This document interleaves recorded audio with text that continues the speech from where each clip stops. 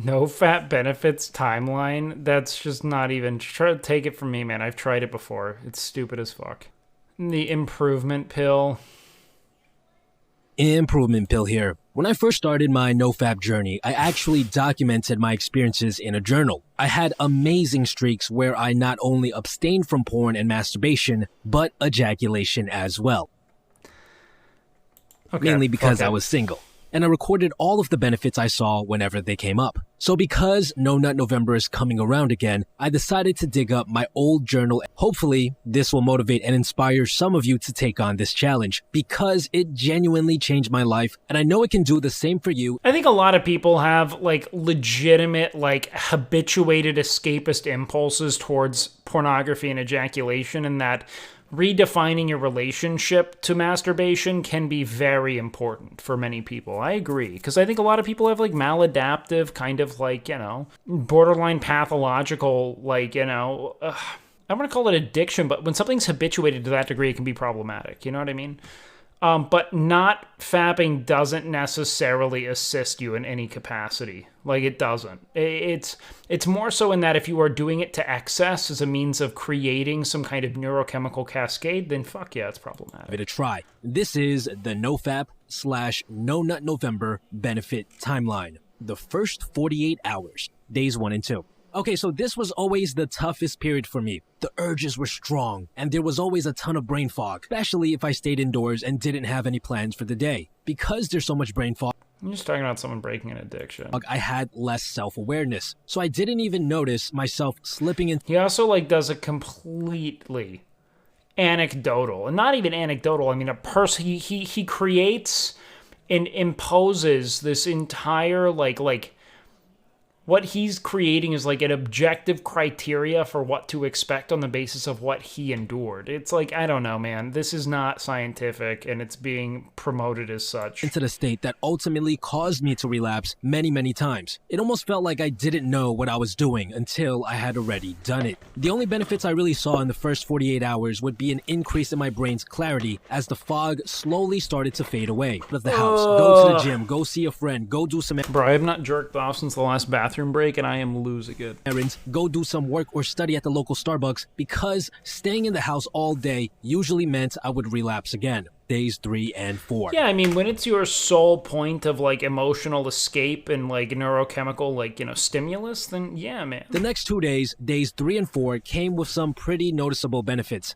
The most apparent was a significant boost to my levels of self-esteem. I usually felt bad about what I had done the first 2 days after. Does that not suggest more so an internalized shame towards masturbation than anything else? Or perhaps knowing that the degree or rate at which you're masturbating is counter to your well-being?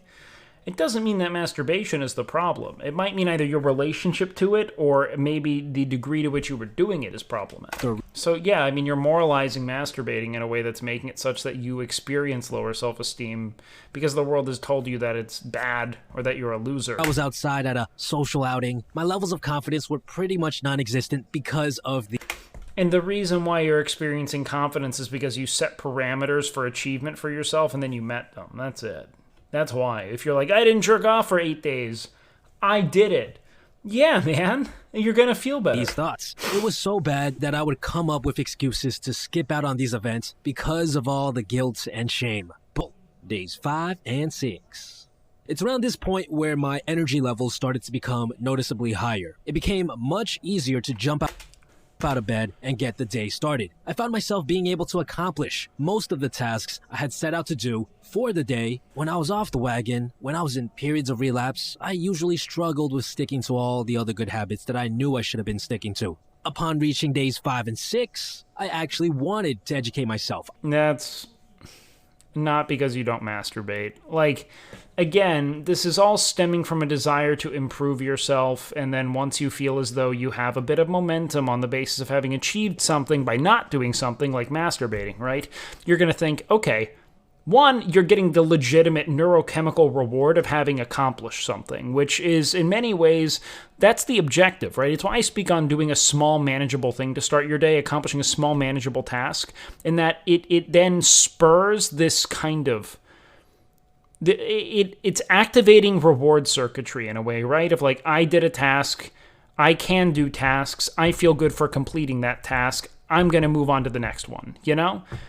That's what this is. And if it's your point of entry, that's great, but it has nothing to do with you not masturbating. Day 7. Now, this is a very special day with very, very noticeable benefits. A Chinese study actually found that for some reason, on day 7, from abstaining from any form of ejaculation, our testosterone levels spiked to 145%.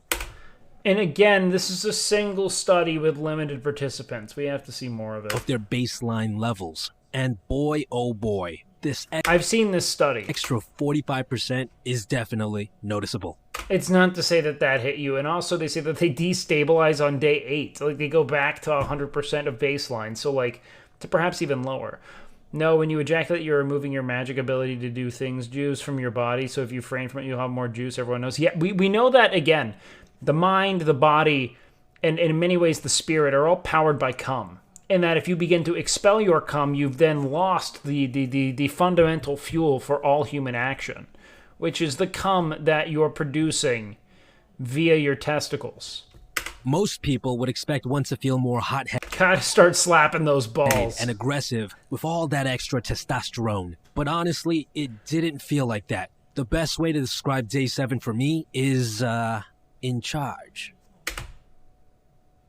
This is weird, like... This is just a power fantasy, man. It's like weird incel fanfic, you know? And that's when all your problems are going to go away.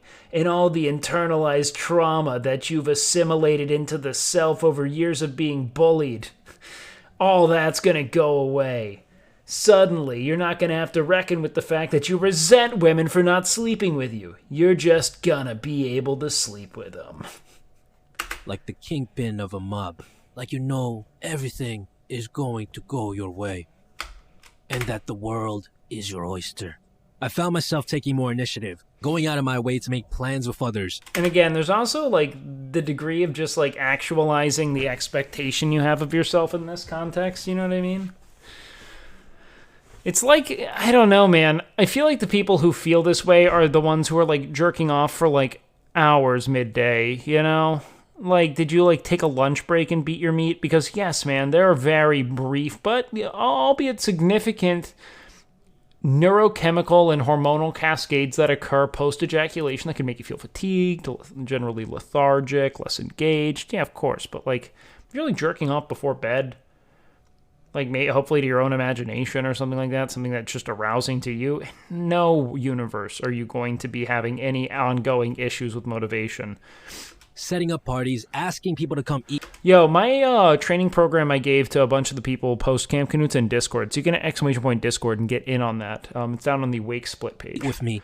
If you want my personal training program, I'll upload that later. And re-sparking conversations with childhood friends that I haven't spoken to in a while. And again, it's because you're feeling good. You're achieving things, right? You told yourself you wouldn't do it, and you did. That is in its way its own like point of momentum and neurochemical reward. Strong sense of calm that enveloped my entire being. Whenever I got to around day 7 and day 8, one of my journal entries recalls a day where I had to give a 20-minute presentation in front of class all by myself. This was something that usually... it's placebo ultimately, too.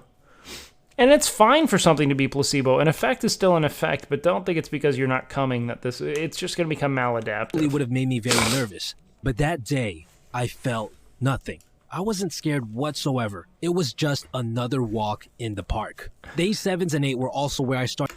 I met my dream girl on day 8. What's the longest time of abstinence for you? Like 7 or 8 months, man. Like, I've tried all this. Trust me, I've trial and errored my way through the fucking nether, all right?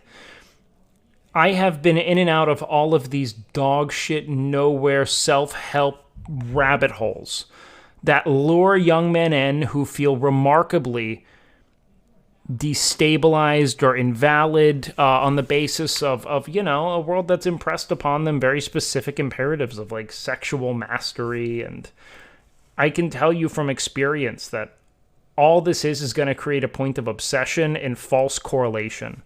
or false causation. Started taking That's more it. initiative with my dating life. All right, Raph, Another baby, journal take entry care. recalls an experience And yes, if you're hornier, you're probably going to be pursuing women more, undoubtedly. where I was working out at the gym and I spotted a cute girl and I literally could not stop myself from going up to her and chatting her up. Now I'm the Giga Chat I am today. Yeah, this is Filled only my from head not in coming. moments like No, man, nothing. I'll tell you what it did.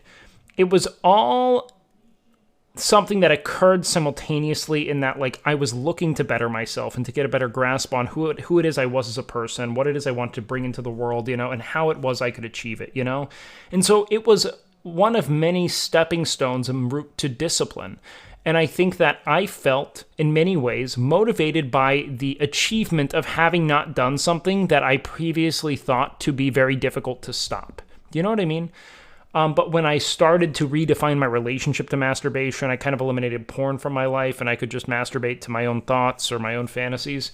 Then undoubtedly, I found just as many benefits as long as I was still, you know, bound to my own ambitions and the things that I knew to be most significant to my personal growth trajectories. You know what I mean? I want to try the NoFap. I never managed to make it past a few days. Probably linked to depression, not finding joy from anything except the free dopamine hit. Yeah, man, then you'd probably benefit from abstaining, you know? That's what this bullshit is. It's just setting expectation. That's it. If you haven't got the looks, brain the fuck up. And the looks, you can also, yeah, again, the majority of people who are incels are frankly just entirely fucking neglectful of their own appearance and well-being. Basic grooming, well-fitting clothing, and things of that nature, and general personal hygiene will make it so that most people see you. And being generally fit will help a great deal, and just like fitting into the mold of generally attractive. I think the bar is pretty low. That being said, of course, there are different degrees of like the ways that you align with like prevailing social or cultural concepts of physical beauty. And like, you know I'm probably not the person to sit here and tell you that you all can be seen in the way that you want to be seen or whatever, but I do know that generally speaking, there's a lot you can do to, elevate the way it is you're perceived physically, but also like to some degree, man, Where do you meet people though? Go to the gym, go out and about, go rock climbing, hang out with friends, meet friends through friends, make new friends by engaging in the things you love. How important is cardio for the gym session for someone who isn't overweight? I think it's generally, I'd still recommend doing it a few times a week for 10, 15 minutes. Low intensity, steady state. Helps a lot. Getting back to fitness again, correcting 7 years of bad habits. Love seeing the small milestones I'm hitting. Yes, fixating on those small milestones help you it just immeasurably, man. I cannot stress just how much I benefited from fixating on much smaller points of achievement over time, man. Truly.